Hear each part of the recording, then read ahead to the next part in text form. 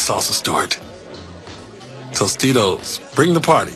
ESPN Countdown to Kickoff, presented by Tostitos. Bring the Party is brought to you by Tostitos. Get a Super Bowl ad for your Super Bowl party at Tostitos.com.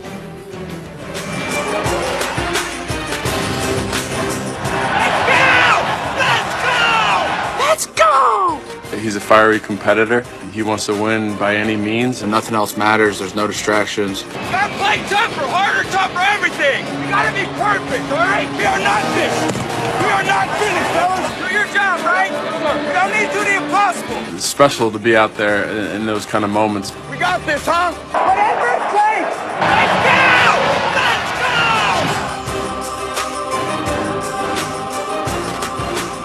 Let's go! Let's go! Let's go! Hey, let's go! We're here at the IDS Center on behalf of Tostitos. This crowd here is helping us bring the party as we get set for the biggest party, Super Bowl 52 on Sunday. Well, you know, a lot to talk to, including Jonathan Kraft, the president of the New England Patriots, made some interesting comments this week about the future of Tom Brady. And when I say interesting, it means Tom Brady can be here pretty much as long as he wants. I think Tom Brady's earned the right to have that be a decision he makes when he wants to make it. Our intent is we have the best people in their respective positions, and we keep them here for a very long time. Why does everyone want me to retire so bad? I don't get it. I'm having fun. The team's doing good. You know, I know I'm a little bit older than most of the other guys, but, you know, I'm really enjoying it. I obviously enjoy the experience of playing in this game. This has been, I mean, obviously a dream come true, you know, many times over. I've always wanted to play to my mid-40s, so, I mean, we'll see. But, you know, football is such a physical sport. I mean, every game really could be your last game. I mean, it's the reality of the sport. So, you know, I'd love to plan for those things. I try to work hard at the things I need to in order to allow my body to feel good, you know, week after week, year after year. All right, as we continue here on NFL Live, that has been a hot topic of discussion. Robert Kraft also said after the AFC Championship game, or leading up to the AFC Championship game, hey, we've got a lot of good people here, but sometimes you have to give check your egos at the door and get in line. It's just been an interesting dynamic, Teddy, because this is all sort of spinning off the backdrop of the Seth Wickersham story that came out on ESPN.com, right. citing tensions between Bill Belichick, Tom Brady, and Robert Kraft, the owner, going back to the trading of Jimmy Garoppolo. And Kraft also admitted there have been tensions this year between the Patriots. When you see Jonathan Kraft basically saying, Tom Brady's earned the right to retire when he wants to, knowing full well that Bill Belichick has always been in control of everything that pertains to football, player personnel, and decision-making on the field, what was your reaction to that? Yeah, that's against what I know, you know, in terms of all the pressure that Coach Belichick would put on his players and all his always projection of preparing for the future. Who's next? And can someone younger do a better job? I mean, that's always been the philosophy of a Coach Belichick, to have another player waiting. I mean, I'm getting older with the 10th overall pick. Gerard Mayo's drafted, and I look at the wall. Oh yeah, it's about time. It's about time, you know. So that's different to me. So with Tom Brady, though, I mean, I don't see him getting any better. It's just about maintaining for him. I mean, I don't think there's going to be a defense that he sees as, whoa, I haven't seen that before. His arm's not going to get any stronger. He's not going to become a better athlete where he can scramble for 25 yards down the field. I think it's all about him coming more accomplished and stacking on the accomplishment. So for Jonathan to say that, I understand that, and I understand the relationship that Kraft's had with Tom. But Coach Belichick is always projecting on how to keep the team competitive, and if he needs another player to step in, he's always looking for that player. Because that's always been his MO, Matt, whether it was Lawyer Malloy, Ty Law, Richard Seymour, even Randy Moss, or Vince Wilfork, who went on and played 2 years with the Houston Texans. The MO was to get rid of a player a year early, not a year late. And we're not suggesting that, we don't know that he wanted to get rid of Tom Brady this offseason, but he had the replacement there in Jimmy Garoppolo. And now suddenly it seems like, from what you can sort of piece together, is he still doing what he's been very successful at doing? No, but and I get it's different with Brady. I get it.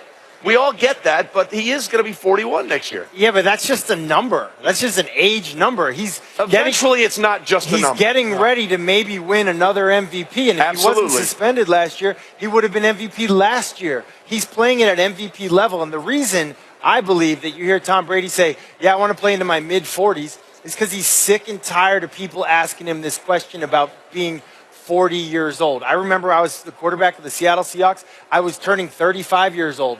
Every single question that year was, hey, you're getting older. Do you feel different? You're 35. Then I remember playing quarterback when I was 40. And there was the same question over and over again. For some reason, ages 36 to 39 didn't get that question very much. When you turn 40, it's all everyone wants to talk about. I think he is sick and tired of hearing the question. So in order to shut people up, he's like, you know what, I'm going to play 5 more years. Shut up. Ask me a question. All right, leave it alone. That's fair, and I think understand. that's his mindset. And of course you would understand that, but Louis, we are talking about, this is a dynasty that started in 2001, and here we are still seeing them on the super stage in 2018. Mm-hmm. To be effective, you have to continue to rebuild and reboot. Sure. So in terms of building and maintaining by adding in new players, what do you think of this dynamic now? Well, the interesting thing about it, Trey, is this. I'll just say this. They didn't draft Jimmy Garoppolo to trade him.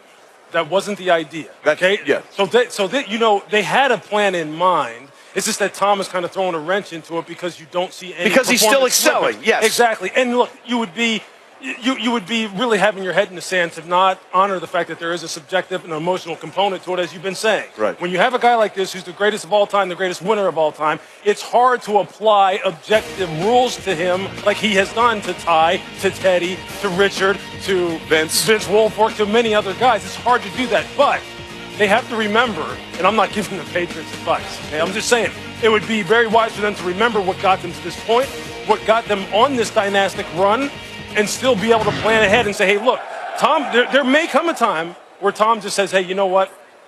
I'm not willing to put in the same time, preparation. I may feel myself slipping, and they don't want to get caught off guard. So I think somewhere, someone in that hierarchy does have to say, hey, look, he may want to play to his mid-40s. We let go of our future franchise guy. We have to address this. And we have to address it fast, because next year is a very interesting year for them. Absolutely. And what are they going to do? The emotions come in with Robert, with Jonathan, with Tom. The emotions, the feelings of how much you care about that individual. That word emotion does not come in with Coach Belichick. No. And that's what I think he's always been good at. No matter what the player is, he always knows eventually there's a decision that has to be made, and he stays away from all those emotions, which is why he was drafting quarterbacks in the third, the second, when he's looking for that other guy. He's been looking for that other guy for years now. Right. So if he was so emotionally involved with Tom Brady, he wouldn't be doing that in the first place. He's always looking at it objectively. He's like, who's next? Who's going to provide that quarterback play for years? It's an interesting dynamic that they'll have to deal with. Look, Brady is playing. He's probably going to be the MVP. And why would you even think about this? Because Father Time always wins. He hasn't won yet, and he didn't win with you at 40. Tom versus time. I haven't been to the end of the docuseries. Time is going to win. That much we can say. It's just a matter of when and will they be prepared. And hits. Fascinating stuff as we get closer and closer. What else is fascinating is what's going to be on ESPN's air tonight at 9 o'clock. If you haven't heard about it, I cannot recommend it highly enough. The two Bills, the 30 for 30, chronicling the relationship between Bill Parcells and Bill Belichick, and how close it was, how it kind of drifted away, and how they got it back to where it is now. Unbelievable stuff. Tonight, 9 o'clock Eastern on ESPN. When we come back, Destination Cousins. Where will Kirk be next year? We'll turn around and help the crowd help us. Show